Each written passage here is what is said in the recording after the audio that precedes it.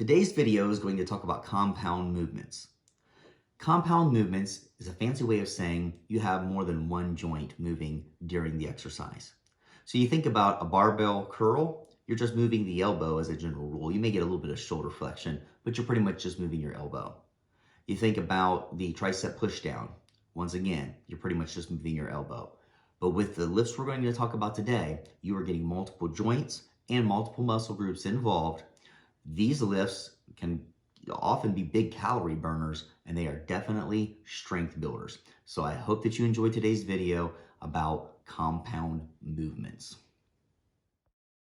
You need to be doing compound movements.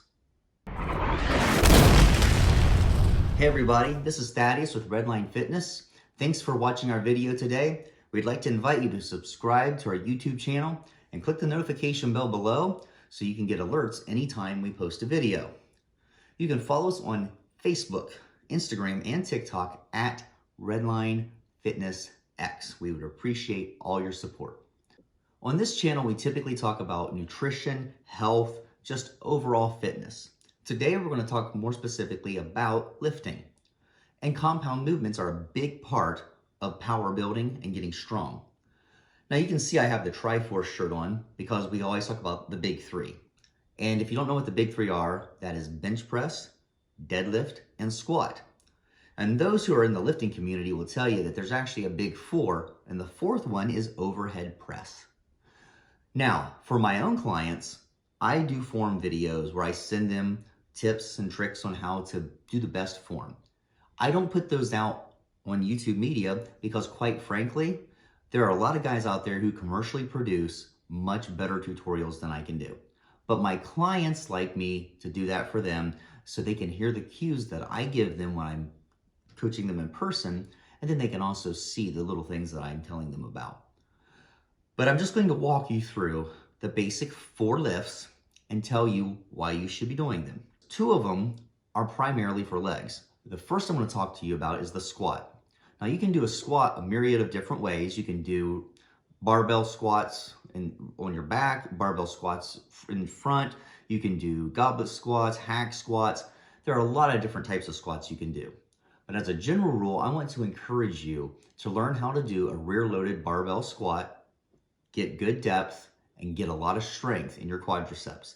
This is going to help you have a lasting, strong body, lower body for the rest of your life. This is going to be huge in your older years when you're wanting to run around with the kids, when you decide you want to start running around with the grandkids, when you're wanting to go on hikes. You want to have strong legs.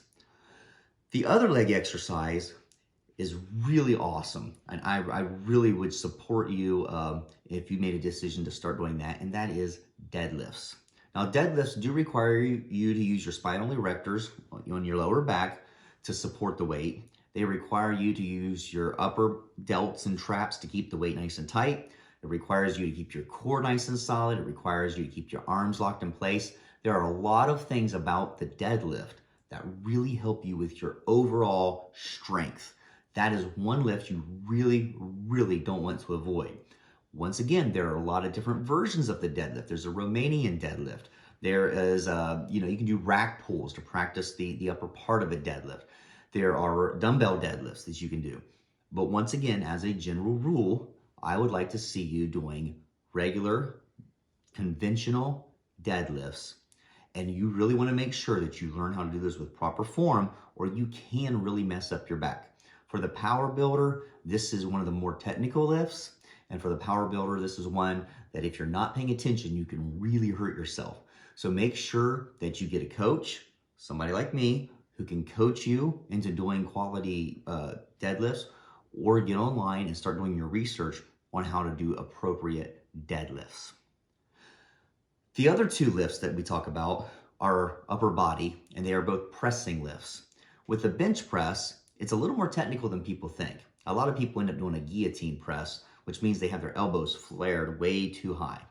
So you need to make sure that if you start doing the bench press, that you are doing it with appropriate form and really working your chest muscles. You do not want to have weak pecs because you're working so hard on just pushing up a certain number. I see a lot of guys in the gym using their back and their legs and their shoulders, and they're trying to drive the weight up. And by the time they get done with a rep, they've really done very little with their chest. So you really want to make sure, if you're trying to build up a nice looking chest, that you are doing bench press, once again, with a barbell, laying flat on a bench, nothing fancy, just make sure you have good form. The fourth and final lift I want to talk to you about is probably one of the most overlooked lifts in our local gym. A lot of people skip it because it's not as glamorous as the bench press, and it's kind of hard to do, and that is the overhead press. Now, if you want to do it seated or standing, that's up to you.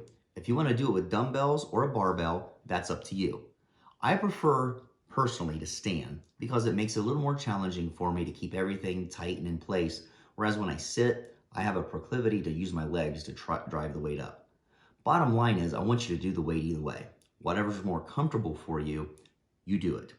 I do prefer that my clients use a barbell when they can, and use a barbell to do those lifts. They'll do it sometimes with the dumbbells when they're doing maybe an extra set, or they're doing, it's an off day where they really don't have the overhead press, but they may have some other pressing movements in their program. We'll program in, man, I'm stumbling all over. Thanks again for watching today's video. I know it's a little different than some of the stuff we've been doing lately, but I really want to give people an idea as to what they can do to build their own program. And I would greatly encourage you to build your program around the 4 big compound movements that we do in the power building or powerlifting communities. Once again, my name is Thaddeus. This is Redline Fitness. If you have any questions about those compound movements, put those in the comment section below. If you have a certain variation that you really like that you want to share with us, we'd be really glad to hear from you. So please put that in the comment section as well. If you need help, if you need some coaching, or you need a personal trainer, please feel free to contact us on Instagram. Our Instagram, Facebook, and TikTok are at RedlineFitnessX. I really hope today's video has helped you along your fitness journey. And as always, remember to challenge yourself.